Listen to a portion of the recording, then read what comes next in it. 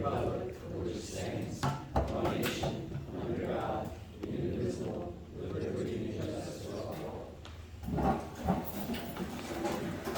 adjourn to closed session. The board will adjourn to closed meeting as allowed by section 2.2-3711, Code of Virginia, subsection A1, personnel, subsection A2, student matters, and subsection A7. Could I ask you to step out to the hallway, please? Now therefore be resolved that the Accomack County School Board hereby certifies that to the best of each member's knowledge, one, the public business and corporation exempted from open meeting requirements by Virginia law were discussed and continued in such public business matters as were identified in the motion by which the closed meeting was convened, were heard, discussed, and considered. Second. All in favor? Aye. Opposed? All right, since we've already done the pledge, we're going to go to the roll call.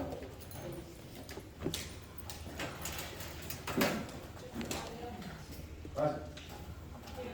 Present. Present. Here. Here. Here. Here. Present.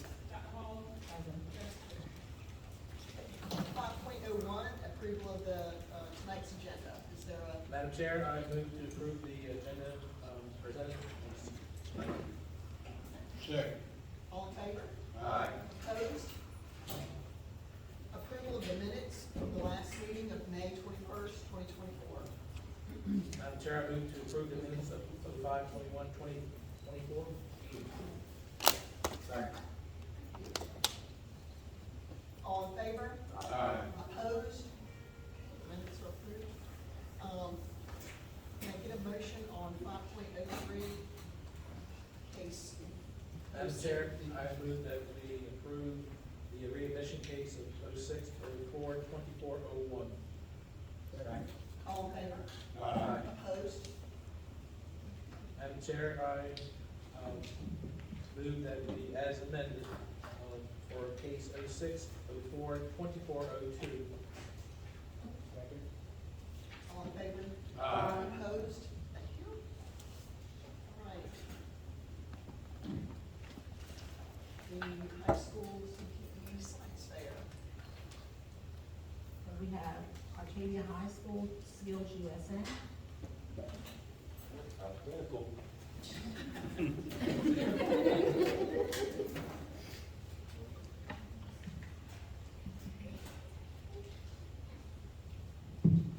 Good evening. So I'm the principal at Arcadia High School, and at Arcadia we have Badger North, which is our technical school that offers automotive technology, welding, computer systems technology, and cosmetology. And this evening we have a couple of instructors here with some of our students who recently competed at the Skills USA State Convention in Virginia Beach, and some of those students have qualified for the national convention down in Atlanta. So I'll actually invite their instructors and my students to come up and introduce themselves and give a little brief rundown of how we've done. Mr. Borowitz, Mr. Spilker.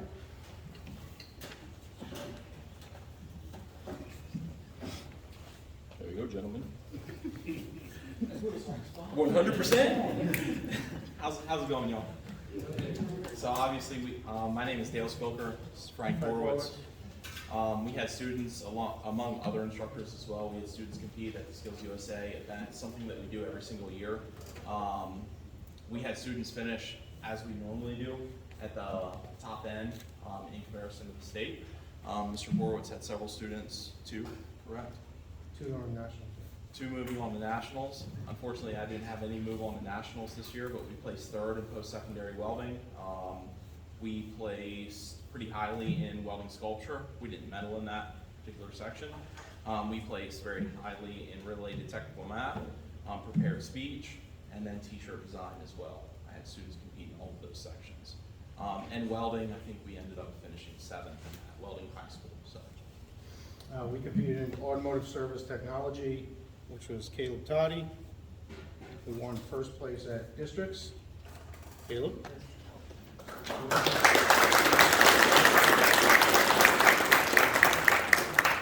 Then we had Kendall Savage finish first place for automotive maintenance and light repair.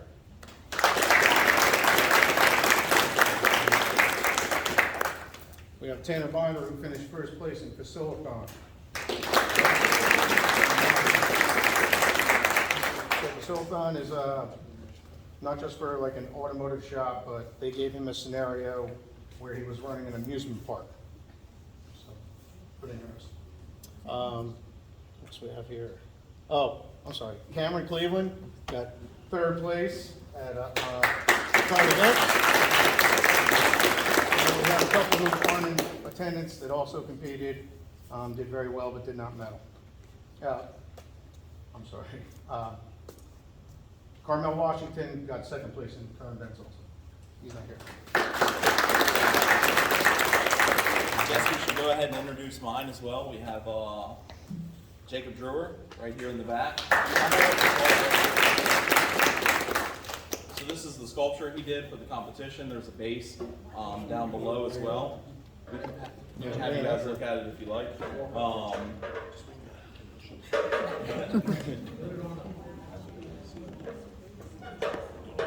And then another student that I have in here is Miss Haley Justice. She finished pretty highly in prepared speech.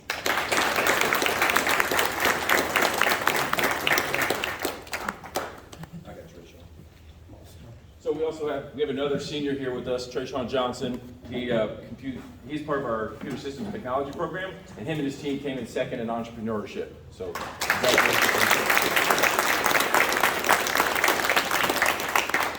are we forgetting anybody? Nope. All right.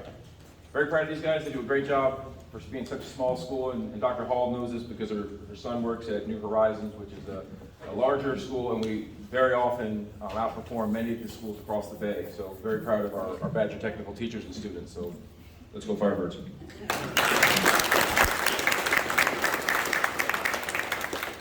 have Arcadia Middle School gym.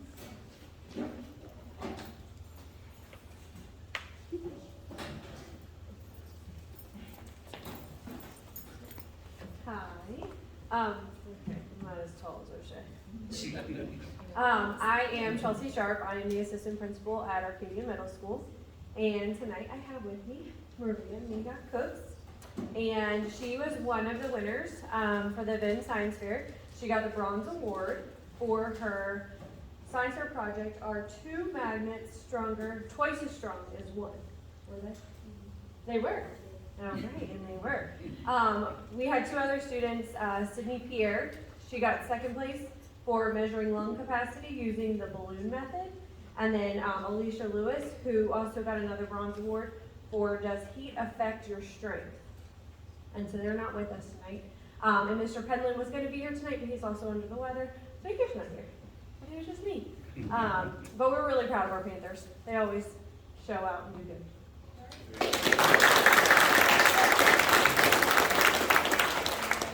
Mandel High School FCCLA.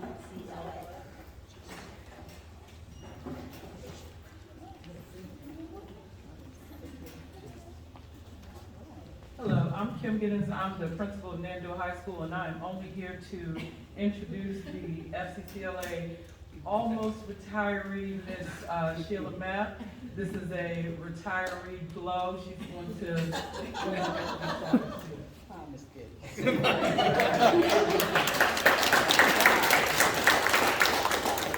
evening. So again, my name is Sheila Mapp, and I am the FACS teacher and the FCCLA advisor for Nandale High School.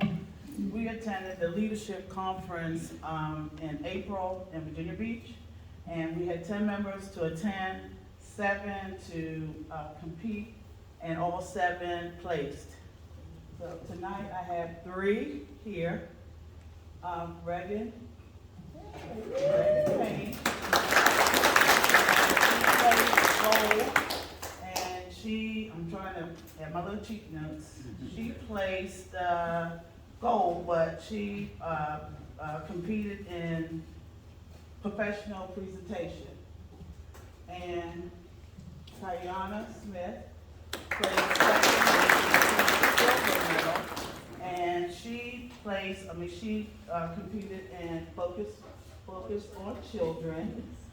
And the third, stand up there. Charlotte Tyler, and she placed bronze and fashion construction.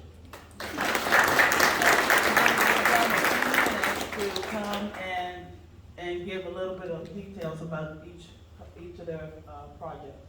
So who wants to go first? Anybody? Okay.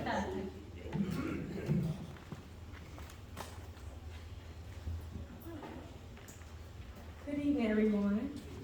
I'm Kayana Smith. I had the privilege of serving as a Nandua High School FCCLA Chapter's President for this 2023 to 2024 school year. I'm just going to briefly talk a little bit about our project.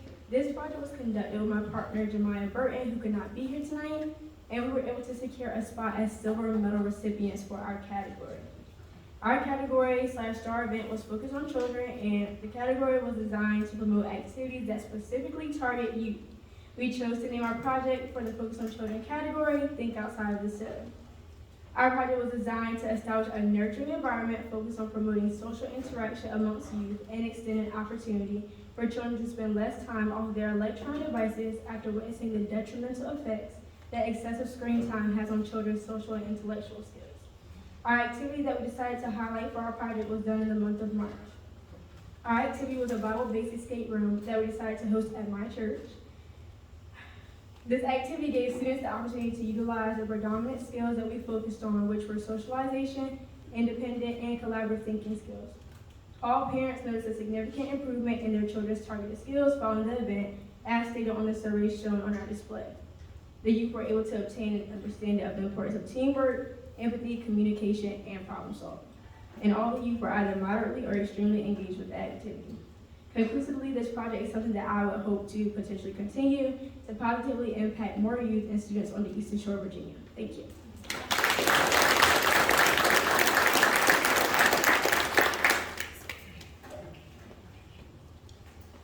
Hi, I was not aware we were giving something to say. I originally had my project as Say Yes to FCS Education, but due to circumstances, I competed it in professional presentation. And I still got a gold ranking, and I placed 3rd in the state for my level.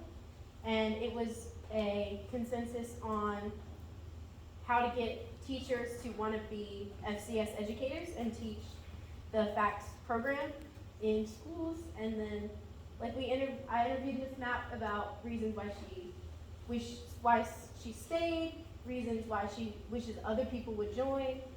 Just, yeah.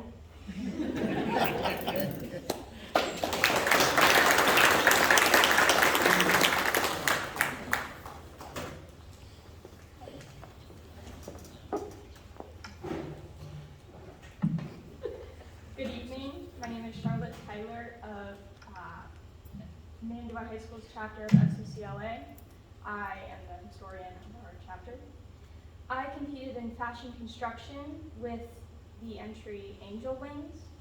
I created a moving, pretty much like a backpack with wings attached to it. You'd pull these 2 drawstrings and the wings would open up. I got bronze and I placed 2nd place and I qualified for nationals.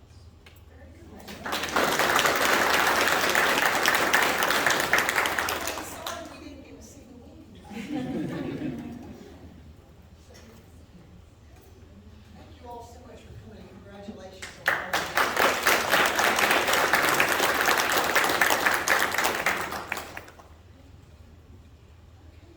Next up, we have the student and staff comment. Is there anybody signed up for student or staff comment?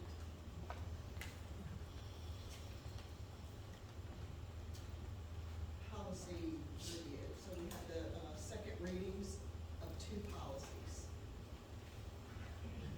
Any questions? Is there a motion? Madam Chair, I move that we approve policies 8.02 and 8.03. Thank you. All in favor? Aye. Opposed? Thank you. Next up, we have a block of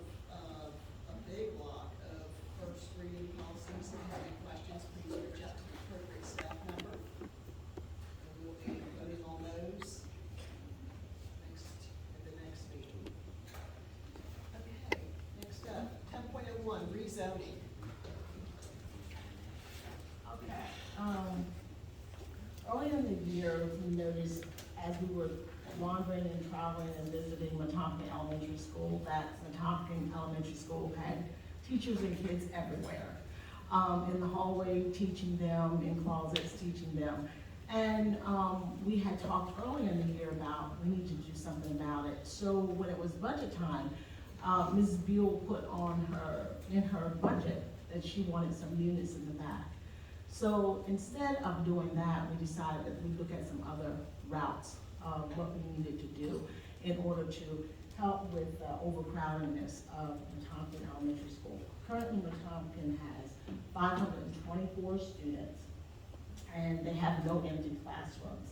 They have, their stage is being used for their ELL teachers. They have PALS tutors set up on tables in the hallway trying to provide intervention for students.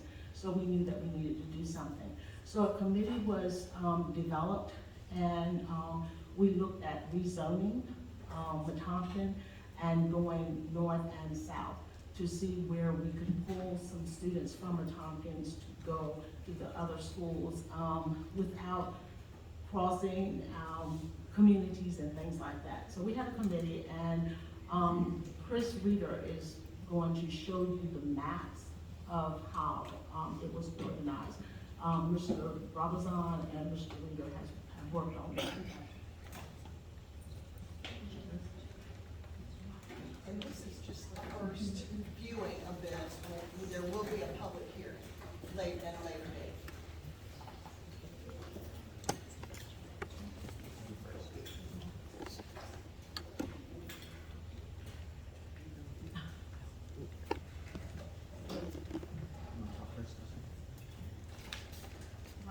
Ms. Smith pulls up the maps, would you like me to go over the numbers?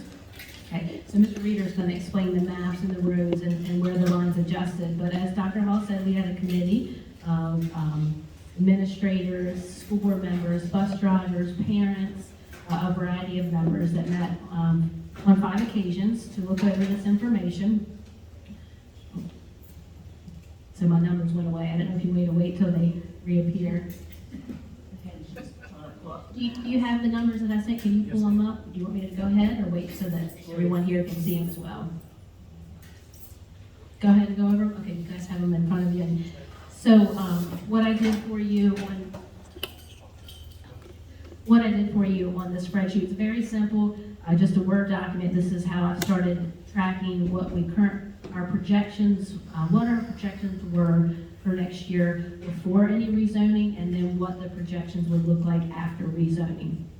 Keep in mind, these numbers, like I said, are projections. They don't include new kindergarten children that will come in. For example, you'll see one of these numbers, 39 kindergartners at Accomack. That's how many students have currently enrolled, but we know that number will increase quite considerably. So I've started with Chincoteague Elementary School. Just to give you a little background, we started with Wetumpka, as Dr. Haas said, projected for next year without any changes, they would have been 524. Right now, there's 600 and some. So we looked at how can we change some lines to ensure that our schools are more aligned with one another in terms of student-teacher ratio and overall population. So we took some Wetumpka students, and they will go to Accomack. Some Wetumpka students will go to Kegatank. We don't want to overload Kegatank, so a small portion of Kegatank students with the rezoning would go to Chincoteague. And it looks like they might be pulling up the maps now, which will give you a bit better perspective of where those lines changed. But okay, so I'm going to pause before I give you the numbers, and he can show you the lines. Can you scroll down a little bit? So the map, Chris Reeder, I'm the transportation manager for Accomack County Schools. The orange would be students that would be going from Wetumpka to Accomack, our elementary school students. Kind of the line from like Drummond's Mill, Store Road, kind of over to John Kane, and then down to Marion Smith, which would include Parsons Road, all of Marion Smith Road. Maybe one's going to Accomack.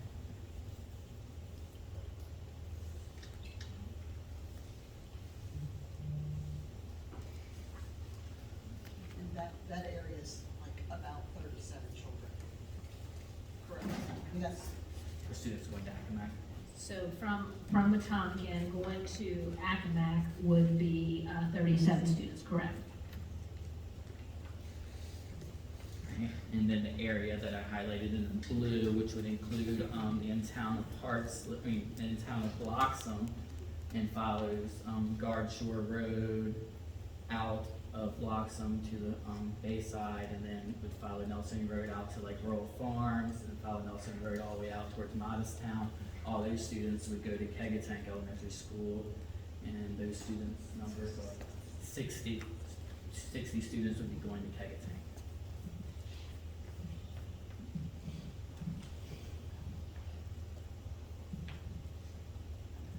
And then to also kind of share the students, some of the students from Fleming Road, from like Azalea Lane down to Shigatig Road, which would be on the left side of Vernon Road, the trailer park there, Hillcrest, Tall Circle, all that would go to Shigatig, Mill Dam Road, and also down, so it's following Shigatig Road out near like Rural Farms or Chanel, and it kind of comes down Atlantic Road to the Wrights Road, which would include like Watts Bay, Holly Lane, Maple Lane, Dogwood Lane. All those students would go to Shigatig Elementary School. But already, and NASA as well, which you know, that was done last year, but NASA, the Coast Guard housing, which is already goes there as well. And had 24 students.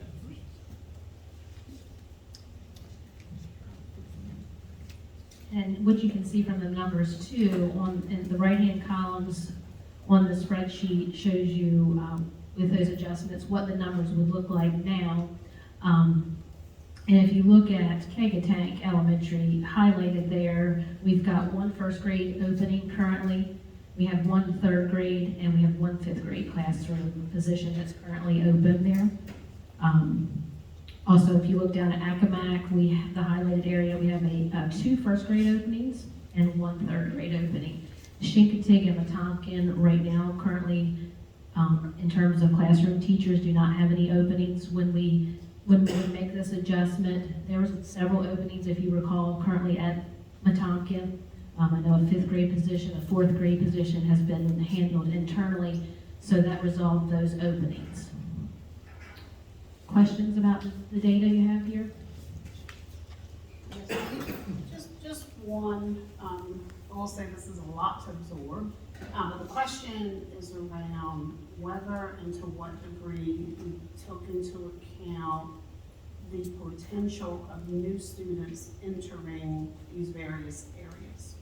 In terms of how that would affect the current ratios right now. And if you'll see our ratios, what we said in our meetings is, just like we would do at any school, it's hard to tell. Wetumpka last year had 80-some new students enrolled, and Kegatank had between 50 and 60 new students enrolled, and it's really hard to predict what families, where they're coming from. So we all agreed and have the understanding that this is current right now. What we do every month is we have the school submit projections. That starts in April and goes all the way through the summer. So every month they send projections to myself and Ms. Whitelock. We look at our student-teacher ratio and we determine if we have to open another position. one thing that's kind of unusual about, and I sat in on this committee, is that for whatever reason, when new families come to this area, they seem to settle in, or Parksley is a very popular place for new people to settle. So I think the principal, Ms. Buell, said that after the start of the year, they got almost, so school has started in September, and as the school year went on, almost 90 more children trickled in here at Wetumpka. Now, they trickle in at other places too, but this seems like the lion's share is here. So. I agree with Ms. Turner. It seems like the hub was here and to our north at Kegatank.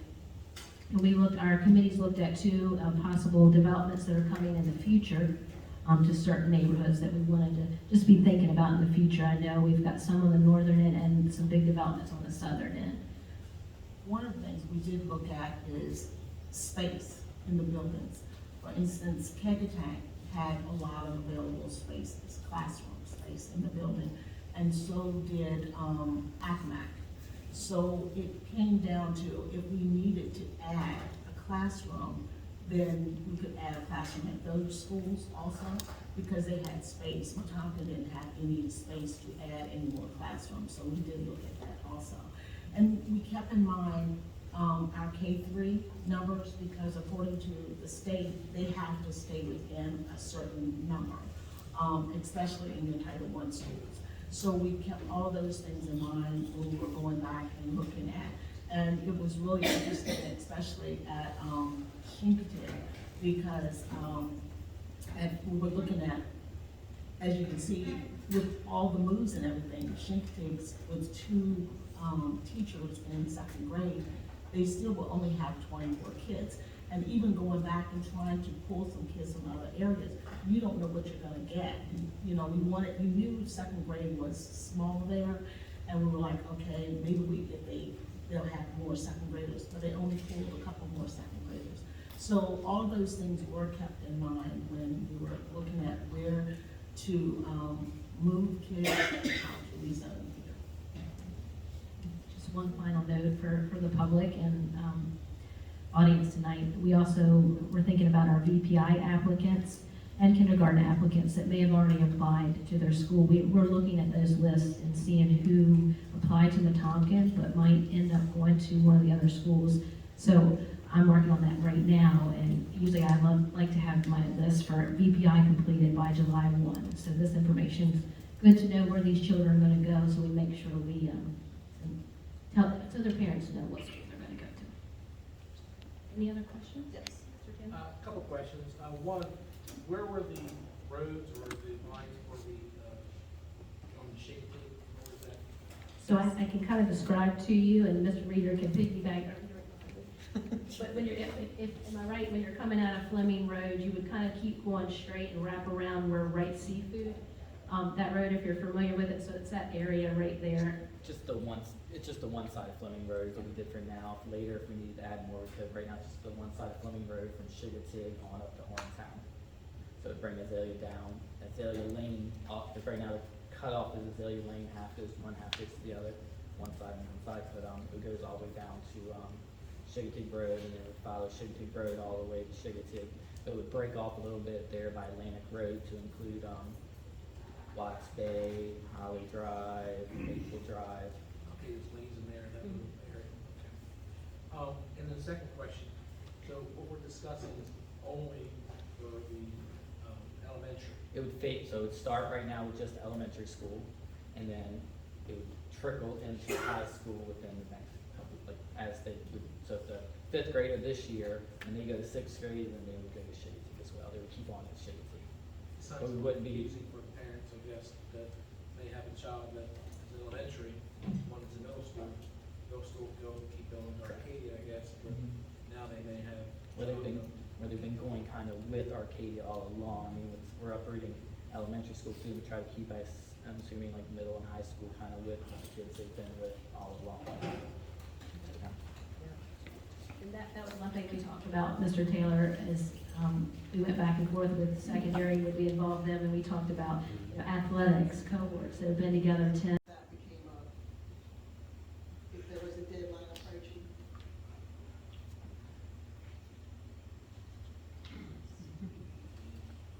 What is the deadline for that? We usually get all of those. We go back and we look at all of the policies that have been brought up, and we have to go back and revise those policies. And then we try to get it to the printers at least by the first week in August, so that we can get them back before kids come back. Maybe we can try to, as a board, decide that we were going to go back to the students, that we can have that done prior to, that way it would be the correct locations. That's the board decides. Keep that on the agenda. Agenda's the future. So everybody in the board can sound good?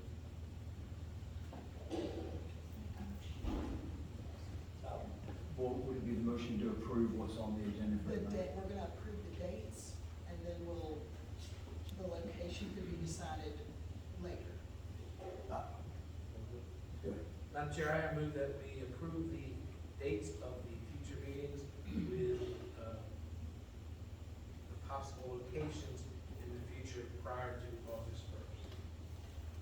Second. All in favor? Aye. Opposed?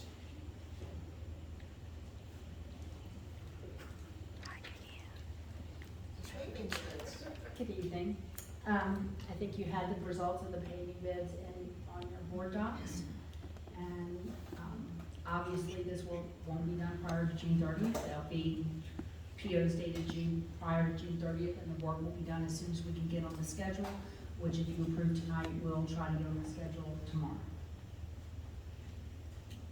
So is this just recoding these parking lots, or are we also adding spaces? No, okay, so this is just the laying of it. We'll have to have it striped, and this is not anything other than the existing footprint. Correct, so this is gonna include the striping and the overlay, or the? It includes all the overlay, I don't believe it includes the striping. That can't be done by one of these contractors. Is this a resealing, or this is actual lifetime? This is not just a reseal. Okay. And one of the things that Bobby's been talking about, he knows far better than me, so one of you two maybe can help me. Once we award the bid to the low bidder, we can negotiate something about the milling, the edge milling. I'm sure you two are aware of that. So, yeah, so you do the big stuff basically on the perimeter and kind of fill it in.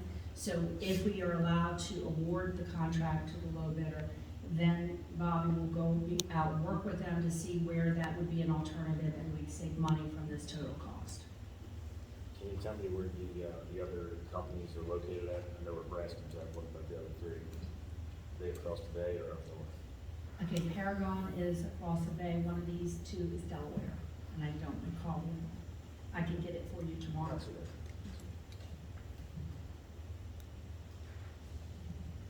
Madam Chair, I move that we approve the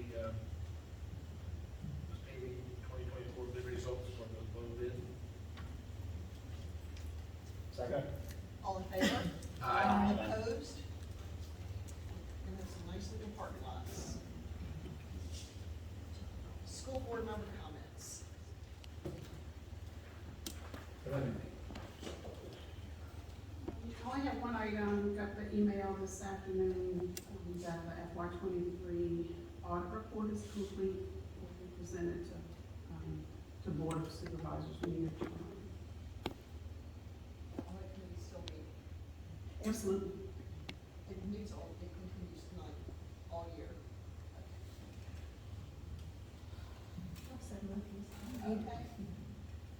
I just wanted to know, I guess we will, discuss SOL scores, are they encouraging at all? And, what else?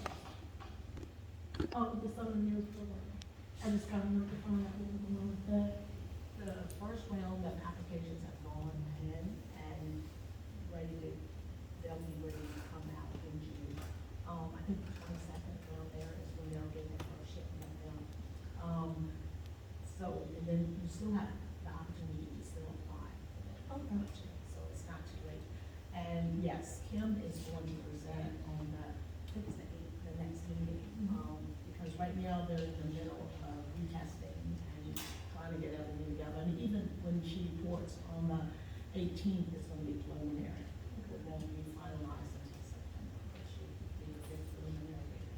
And the students that we saw tonight who are, who have a national position at the upcoming, it's not STEM, CTE conference, are they gonna go? Some of them go because their advisors take them as part of their program. They go. Not all of them go, but some of them will go.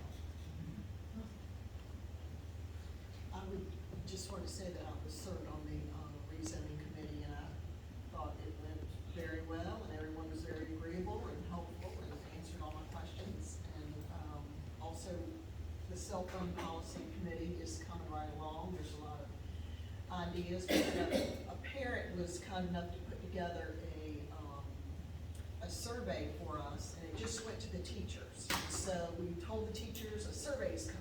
We really appreciate your input. And then we sent the survey, and we made it intentionally brief. It was only 8 questions. And we had a 70% return rate, which we were very pleased with.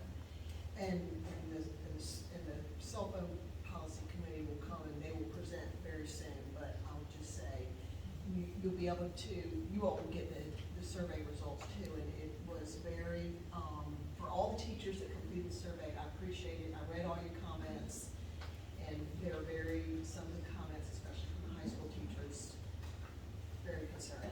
So, anyway, that'll be coming soon, and,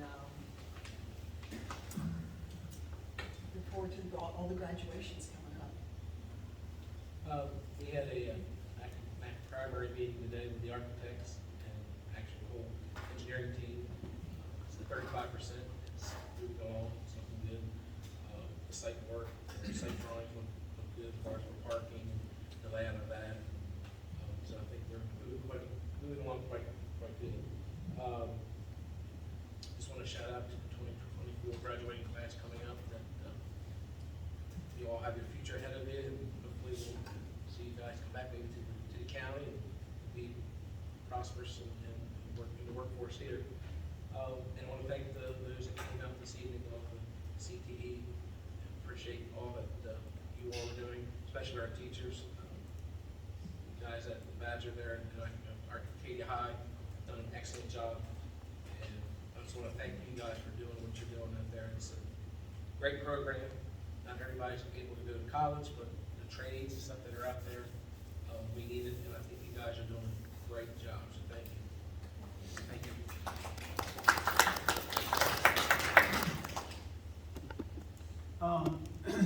I have basically one thing. Yesterday we had the town meeting here at Accomack. We had a great turnout. We had some great speakers, and most of all of them spoke. Everybody kind of agreed to keep the times the same. This is from all the parents, and we had quite many teachers and bus drivers come to speak. And it was great. It was very nice showing. Also, I'd like to thank everybody that came, y'all schools came and showed us the awards. Also, Autumn, thank you for being on the board, Yes. and good luck in your endeavor. Yes. You're good tonight.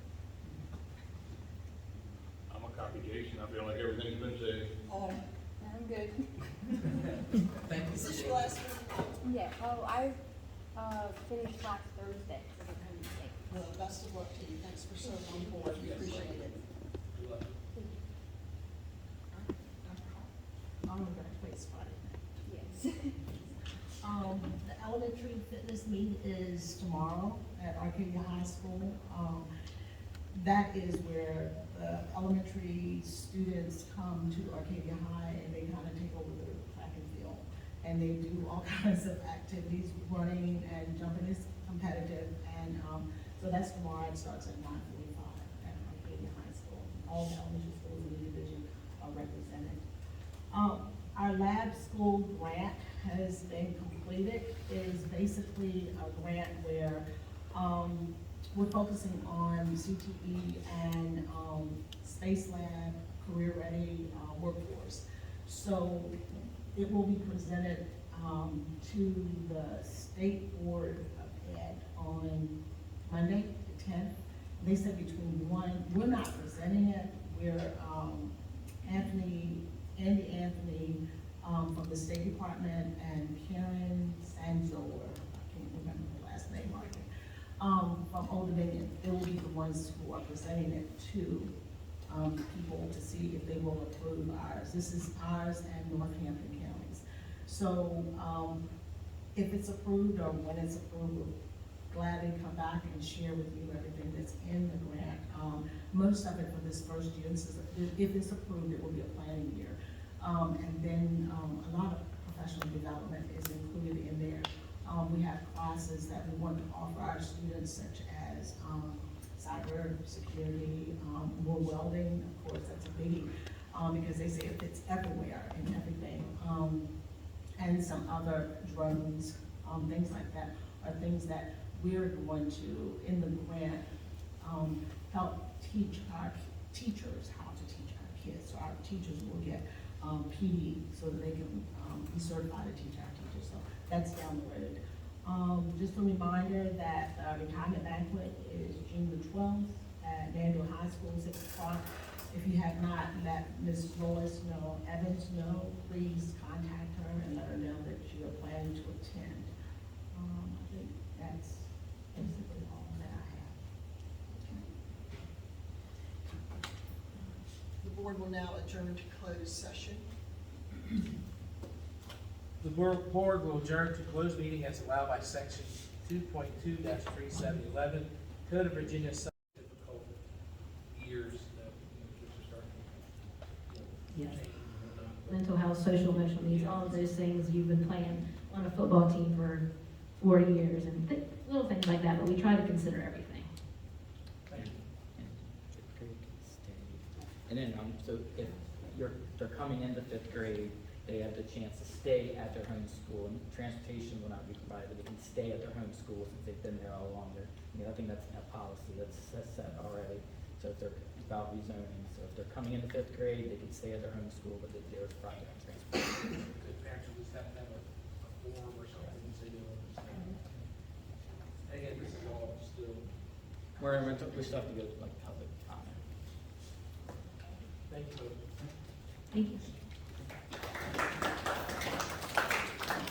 We do need to know if this is okay to go to public comment or public hearing with it. So yes, we do need to know if we can go to public hearing with this because, we got the next meeting and then parents will have to be notified over the summer, plus, records will have to be transferred and all of those things that have to be done. So we do need in the next couple of weeks, go to public hearing and let the public, speak on this. Everybody agree with that? Do we need to just agree to go forward with the public hearing? Malcolm, go with that? Madam Chair, I move that we go ahead and approve the rezoning to go to public hearing. Second. All in favor? Aye. Opposed? Thank you. Okay, next up, Ms. Jordan, you're gonna talk to us about absenteeism. And just to give you all a little bit of history, we're gonna need to start doing this every month. And we don't have a dashboard tonight, but going forward, there's gonna be a real dashboard with data that it's gonna be an interactive dashboard. A couple weeks ago, when we met with the Secretary of Education, they asked about that. So that's sort of how I learned that we were supposed to be doing it. So, divisions across the state are reviewing this data, and I urge you to go, and sometimes the tab is a little hard to find, if you go on the VDOE website, there's a tab, and you can look at our academics, and then this is a separate one. This is not the dashboard, this is Della's creative outlet here tonight. But hopefully at the next month, we'll be able to actually access a dashboard, a traditional dashboard that has tiles that we can click on and drill down. And there'll be I'm assuming one tile for each school. So, good evening, everyone. I'm Ms. Jordan. I'm going to talk about the attendance, but I will go back and discuss what Ms. Turner is talking about right now. So, we were doing stellar research trying to find a dashboard that she was making mention of from the Deputy Secretary of Education. So, we do have a dashboard that is currently in our Power School, but it is not showing what Ms. Turner is the expectations from what the Deputy Secretary of Education was letting her know. So I did realize that there is something called the laser. But the laser is coming, and laser is more than likely it's going to be in our SSWS, which is the single sign-on web system. And Greta is the owner of that for us. She gives us access, so you have to have access granted. The email did not go to me regarding this new dashboard. It went to the people who collect our data, who does that report, which would be Kim. So again, we just kept looking and asking what was Ms. Turner, trying to make sure we can give you all the answers to that question. And so what it's going to do is it's going to, okay, here we go. I knew I printed it off. So Kim shared with me the email. So there's a 24-page manual and being a speed reader that I am, I read page 1. And page 1 was letting us know that the LASER is standing for Learning Analytics to Support Education Reporting. And it's going to be a new decision analytics system that the Virginia Department of Education developed and is making available to all school divisions serving grades pre-K through 12. And so what this system is going to do, through LASER, VDOE will finally be able to explore and develop a solution, giving school leaders a way to monitor and take corrective action to improve results in real time. During the spring SOL test season, starting from approximately mid-April, their accreditation data in LASER will be refreshed twice a week on Wednesday and Friday nights. So this is what we think more than likely what the Deputy Secretary was explaining to Ms. Turner and them, that this dashboard is coming up and it's going to be live. And what they did also include in this was that not all data is available yet, but will update once made available to LASER, chronic absenteeism, CCRI, dropout rate and graduation and completion index may not be updated until the end of the summer. But this is the database that you all will be able to, I don't know if it's going to give you all access, so that would have to be, because that would have to be Greta setting up school board members, but the access would more than likely be to Ms. Ferguson, who is our data person, and they have to have a training for this. The manual, like I said, is 22 pages long, and it explains what they have to do and the directions on being able to set that up, probably through Greta, but I think I found this must be what they were talking about, and it's, Ms. Ferguson would be the one that helped us set that up. So in the meantime, what I did to try to let us know, gauge where we were in a sense of looking where we possibly are as of right now. This is of course raw data as of today. And so I did the red, yellow, green to go with the colors that the state uses when they're speaking with us. And I titled it Where We Are. So where we were was the first page, and that's what we looked like last school year, where our schools were as far as who was in yellow, who was in green, who was in red. And I think for the new board members, you know, yellow, those are different conditions. Green was the ones that were all fully accredited. Red, of course, they didn't meet that indicator for attendance. And then the yellow were like a condition for the attendance indicator only. So that's where we were, and I put them in alphabetical order, I think I did that. So looking at where we are right now, as you can see, what I asked of the schools in this moment was because 18 students who are over attendance with 18 absences are the ones who are going to impact our accreditation. So I asked the schools to give me how many of their students as of last week, the 30th and the 31st, were over 18. And this is what the numbers were. You all should be able to see that. I'm not going to read it to you all. And so again, it's always a refresher for families and everyone. What is chronic absenteeism? Chronic absenteeism is when students miss 10% of the school year.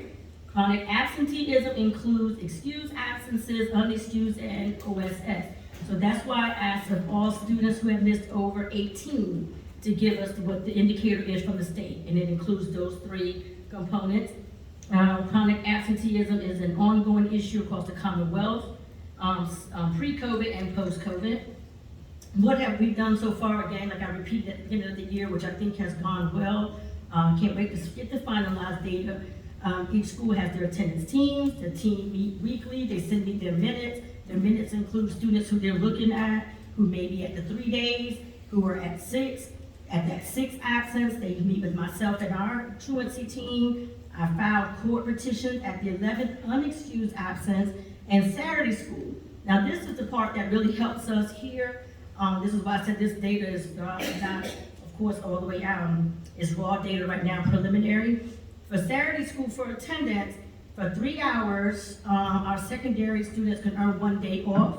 And for 2 hours, our elementary students can earn 1 day off if they attended our Saturday schools and the Success Academies. That was since a memo came down on January 29th from VDOE, meaning for us, once they figure out from the top how we're going to record those students who attended, each school had a spreadsheet of the kids who went to the Saturday schools. They can get up to 15 days kind of forgiven from attending the Saturday school. So where we're at now, once they let our data processors know how to import that information in Power School, then that's going to take off from some of those kids and help those students who did attend. Once we open it up to kindergarten through all the grades, I will say about Punkaty Elementary, bless you. A lot of the students, elementary kids did attend, bless you. So that's going to be interesting to see how that data is going to play out once we allow the littles to go also to the Saturday school to get those days. And then Greta will have to go student by student, each student to give them that credit.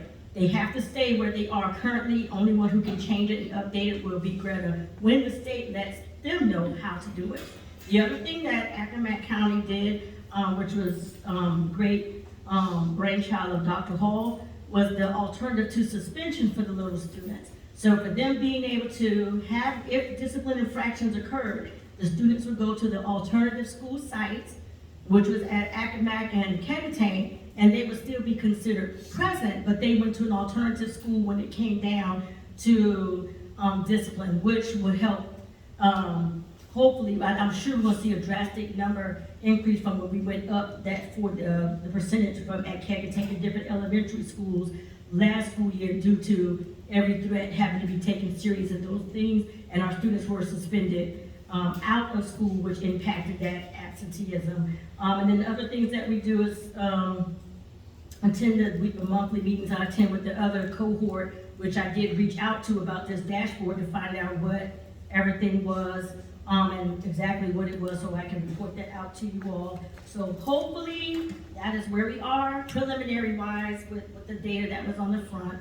And if there's any questions, okay, thank you.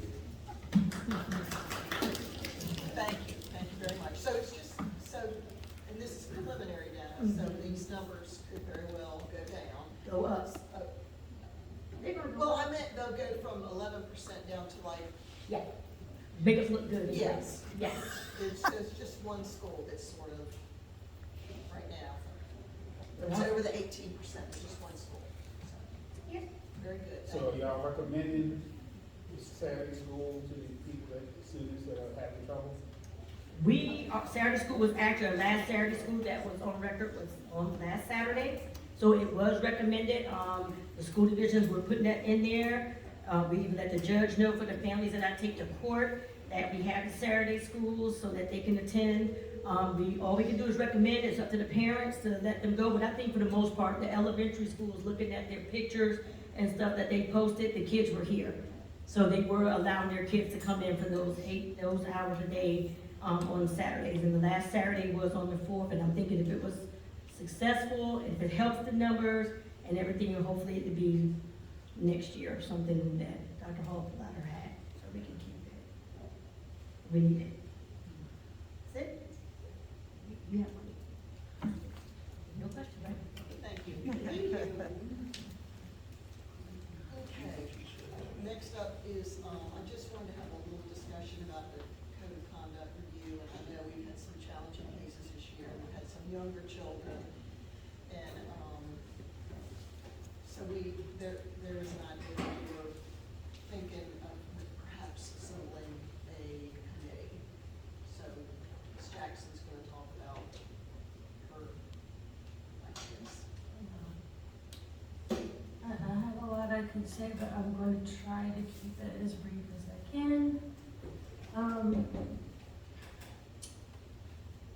As Mrs. Turner said, we have spent many hours so far this calendar year dealing with student discipline. It's an ever-growing list of offenses that continue to crop up, and with ever younger children involved. And the whole thing just seems to me like we have a broken system, and we really need to take a deep dive into not just our student code of conduct, but the policies on which that code is based. And I'm seeing two fundamental flaws in this system that we have currently. One, comes off to me as basically a system of crime and punishment. And it's counterproductive to student achievement, is what it winds up being. And student achievement should be our number one priority as a division. And two, we're attempting to enforce this system primarily through what appears to be really overused and overlong out-of-school suspensions. A lot of times it's a week, 2 weeks, and then with our approval, we have the up to 45 days, which is 9 weeks of school, and that's the equivalent of an entire marking period. Think about how that is affecting the education of these kids. And just a little side note, we did start the alternative to suspension program, and that's a good first step, but it's a baby step. And then there's the elephant in the room that no one ever wants to talk about, which is that for most students, when they do get OSS, it's not a punishment, it's a reward, because they're getting out of school. Meanwhile, no meaningful learning is taking place, and the students just become at more risk of failure. So I would really like for us to take a hard look at some of our policies. Just for one example, JFC-E2, that's the one that lists how many days you get of ISS or OSS for your first, second, third, subsequent offense for the various types of infractions of the Code of Conduct. And at the risk of sounding cliche, I do think we need to think outside of the box of more effective ways to correct the unwanted student behaviors. I believe the vast majority of students are good kids, and when they exhibit these unwanted behaviors, it is so often a cry for help. And I feel like we're just really not doing enough to give them that help that they need. And yes, there are students who are willfully defiant of the rules, and they should receive appropriate consequences for their actions. But many of these kids aren't willfully defiant, but they are severely lacking in social emotional skills. And for them, the harsh punishments aren't going to work. They will benefit more by learning how to self-regulate with age-appropriate behavior management strategies and counseling. And again, I know we do try when we can to get these kids counseling, but we're just really not doing enough. And we do already have the staff, we have counselors, we have behavior therapists, but we need to put policies, guidance in place that will help them to be more effective with their efforts. So, I would like for us to form a committee to work on this. I would propose that it would meet monthly over the next several months, even over the course of the next school year, if necessary. To come up with better ways to provide consequences for students who violate the Code of Conduct, but without disrupting their education, and to ensure the consequences are fair and appropriate, because some of them are a little extreme.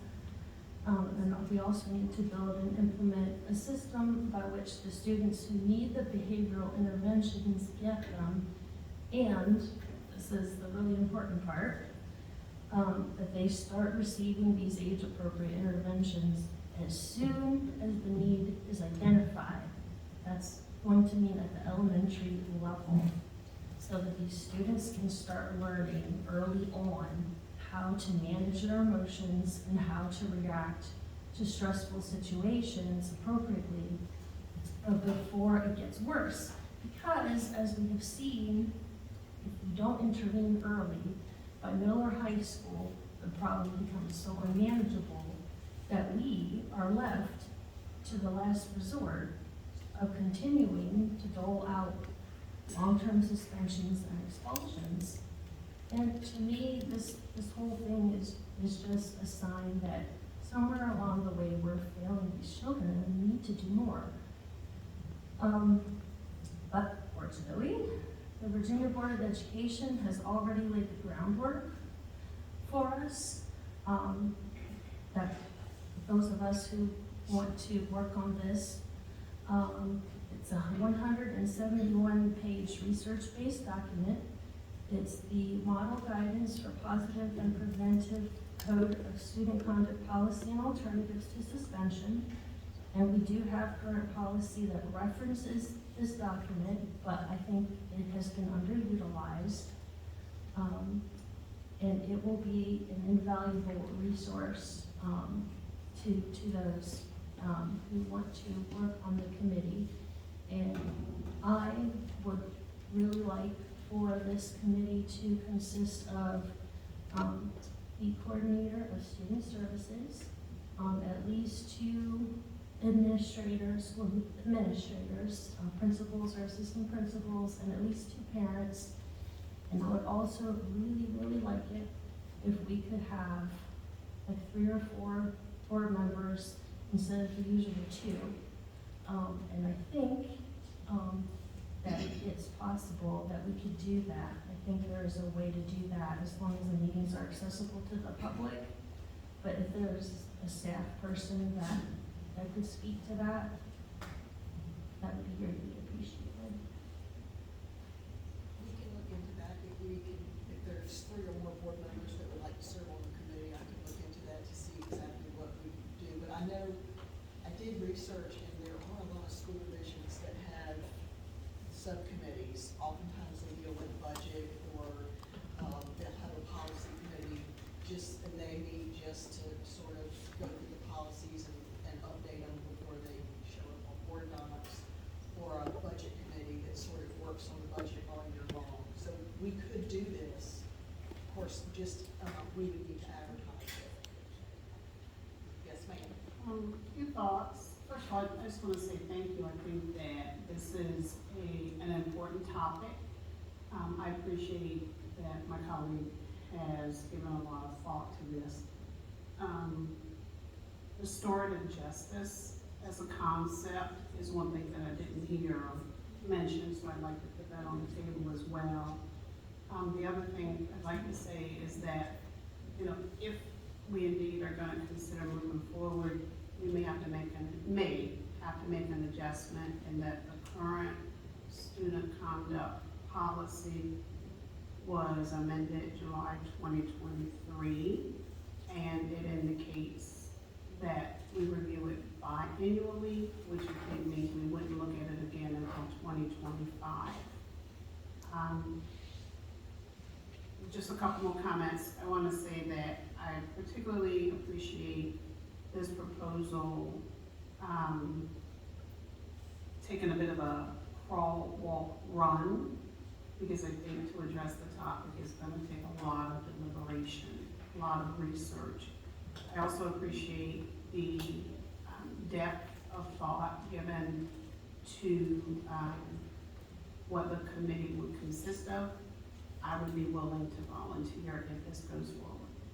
Thank you. Let me get back. You say this is committee or individual that she's reporting? Is she doing this for the committee she was on, or she just?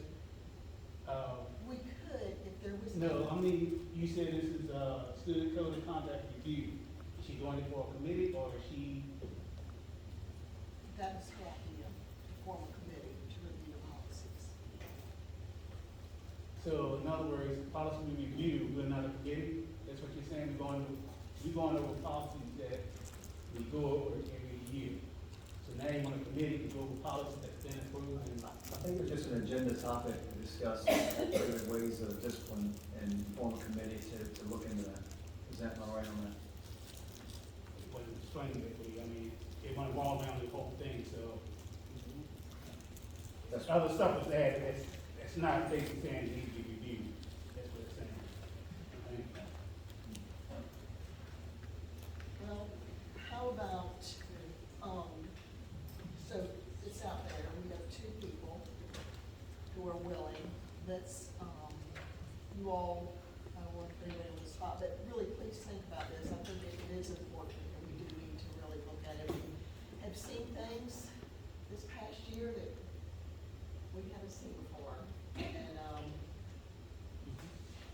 do think it's a very worthwhile topic. So please think about that, and we can definitely have 3 or 4 members. We just need to follow the correct procedure and advertise.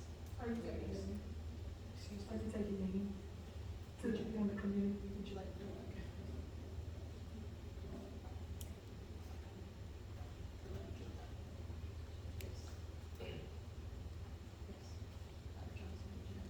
Oh, no, I'm good. You covered what else. Okay, good. Okay, well, I will research the next steps for that action. I agree. If anybody else would like to join, they're more than welcome. Okay, moving on. Thank you, Ms. Jackson.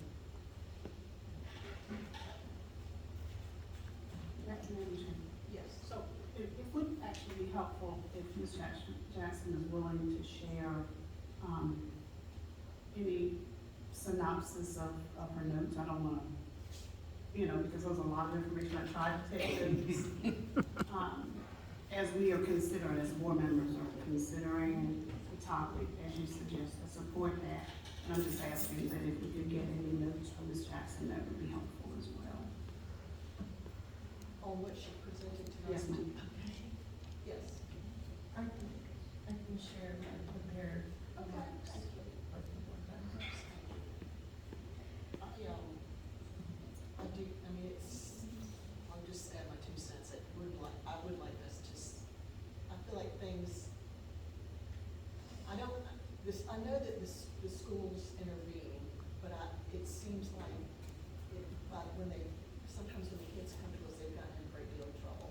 And I often think, gosh, could we have intervened at grade 5 instead of waiting until grade 9, and now we're looking, this is really serious. So, thank you all for doing that. So the building access. So I was hoping that someone from the IT department might come, and I know that Mr. Bowden sent us a spreadsheet or a list of people, some deputies who have already gotten their access, who do have access, but I believe it was our intention that the state police, the sheriff's department, and the town police would have the badges. And we were eager to find out, well, not eager, but I guess interested to learn, where are we with that process? Is there any barriers that we might, if he's running into any barriers, are there any issues that we could help with? And what is the timeline to complete that project? And He did say then that, the Melville State Police do not manage or maintain their own cards locally, and they have been unable to provide him with an additional information. And he said that he once again will follow up with the desk sergeant at the Melville State Police precinct. So, I know, it would be helpful if he was here, because I've noticed that he had a list of deputies, but I don't think that's all the deputies. And then some of the deputies had access and some did not. And then I don't know that there's been much done with the town officers. Yes.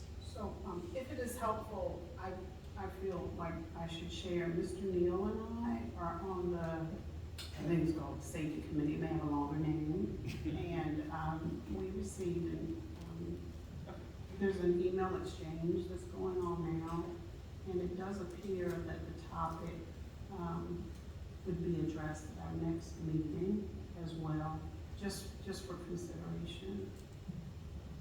I would also suggest that perhaps on the topic, I think I put this in an email, it may be worth considering asking for updates.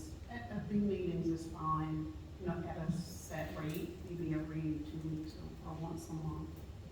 So that Jack could perhaps, get in the habit of providing updates on an ongoing basis. I think that's So we will continue that for another time. Up next is the proposed teacher salary scales.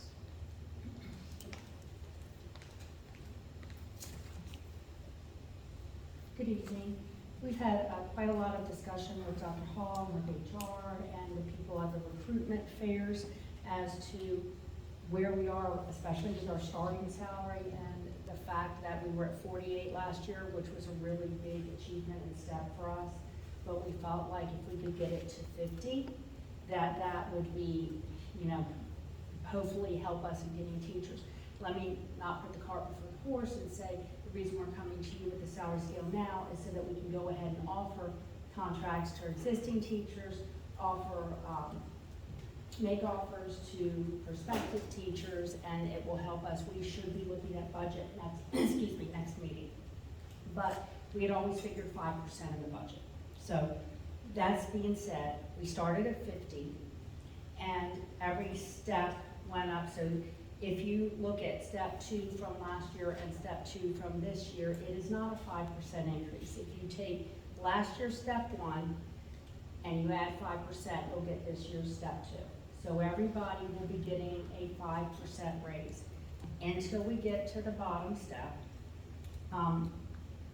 Step 29 times 5%, it's going to be a little bit more than that to get to step 30. Because we do give step 30 a 2.5% increase. We are going to be facing this as Ms. Whitelock and Dr. Hall and I are wrestling with Evergreen on a compensation study. It's going to be the same thing for all of our administrative and classified people as well. There's going to be 30 steps. And so we can't just keep adding steps, or we're going to have to do it for all classes, unless, of course, this board chooses to do so. We did make a couple of other changes. Our master supplements had not been changed since before I came here. So we looked at a number of other school divisions in our cohorts, and we are proposing these. These build on top of each other. So let's say you had a master's degree in your subject content area and a CAS, your supplement would be $4,000. So they do build, except for the fact of the 2 masters, because it's either one or the other. So we propose that, and also as a way of trying to affect those people at the very top scale of step 30, we added another tier to our longevity supplement. If you remember before, we only had 3 tiers, $750, $1,500, and $2,250, and the $2,250 was for 30 plus years. We're proposing to add a 4th tier, which is for 35 plus years, which would affect all of those 17 teachers who were on the top step when I did this study a month or so ago. So they would be getting that extra $750 for a longevity supplement. So we bring this before you tonight in hopes that we can approve it so that we can try to start securing teachers and issuing contracts and getting contracts out before the end of the school year, because we get them back a lot faster if we're able to get them in the schools while the teachers are still there. Are there any questions? It's very exciting. I'm gonna say this, somebody asked me about this, and so I'm gonna put it out there. I noticed that there are some school divisions that have a licensed and an unlicensed scale. Is that something that we would like, to have an unlicensed scale at maybe just, I don't know, 5 or 7% less? I believe Dr. Hall will be Incentivize- addressing this, yes. Oh, okay. Mhm. Okay. Mhm. That was discussed as well, because of fairness. Yeah, well, we wanna Encouragement. incentivize people and encourage them to get their license. We Yes, want that's the being goal to discussed have as well. everyone licensed, okay? So would someone like a motion, make sure? Please. Madam Chair, I move that we accept this new teacher salary scale. Second. All in favor? Aye. Opposed? Thank you. And the S are opposed.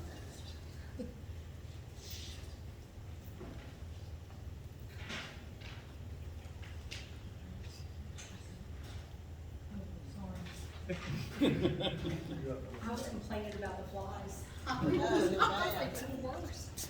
So I was gonna inhale it. Okay, so I won't go over every one of these slides because this will be the 3rd meeting in a row that we've looked at these slides. I won't waste your time except to go to the final slide.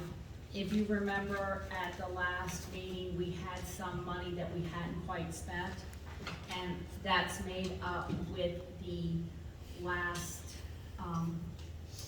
2 lines. So we added that so that what we were gonna propose to expend was exactly what we what we needed to spend. So the last 2 lines on this slide are new. Everything else is the same as you've seen the prior 2 meetings. Not last 2 slides, last 2 lines. Yes. The 6 welders, whatever, can you tell me what brand they are? I cannot. Oh, yay, I'm looking for Karen I would, Taylor. I didn't realize we were purchasing 6 welders, but just based off the price of that, that would be, we recently purchased, Lincoln 300C Advanced, machines, and they're, were roughly, I think they were right under $10,000 each. And what that allows us to do is that allows us to do advanced welding processes. And the reason why that's so valuable is because all of the shipbuilding industry and all of the heavy fabrication industry, which is mainly centralized across the bay, is moving to these advanced welding processes. So essentially what we were using before is, you know, a computer from 1996. What we're using now is a computer from present day, you know, an iPhone or something like that. You know, so that's kind of the difference between the new and the old in a way. But it's the first I'm seeing of this. Nice surprise. That's what you get for communicating with Karen. Merry Christmas.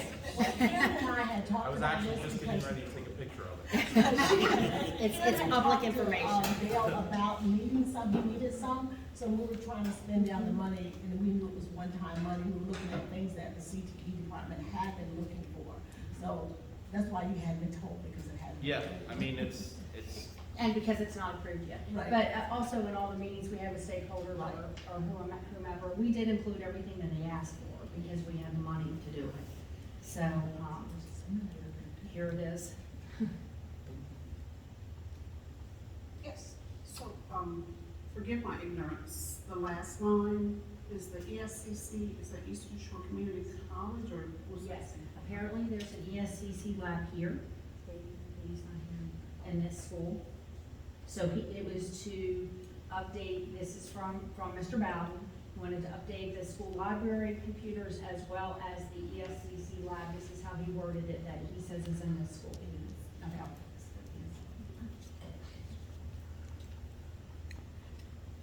Sarah, we need to approve this. Please, yes, Is there a and motion? then I'll make the amendment and we'll spend. I move that we accept this as the benefit that All in favor? Aye. Opposed? Thank you. Okay. Next up is the meeting schedule for the next year, which is very similar to this past year's meeting schedule. Does anybody have questions or comments to start? You want to consider doing a meeting at the schools like we used to do? I would like that. The work session, Mm-hmm. and then have Is there any downside to it? the chairs are more comfortable. Here, this chair's more. At the other place. We'll make a motion. Well, so having their work sessions rotate through the schools, is that what we're looking at, right? Okay. Or were you, what were you? I thought you were saying you want to go back to the board of supervisors. Oh, yeah, I would like to go back to board of supervisors for regular meetings, and then be in the schools for the, The work sessions. yes. Madam Chair, Yes, ma'am. I remember us discussing this, I want to say last year maybe. And there was some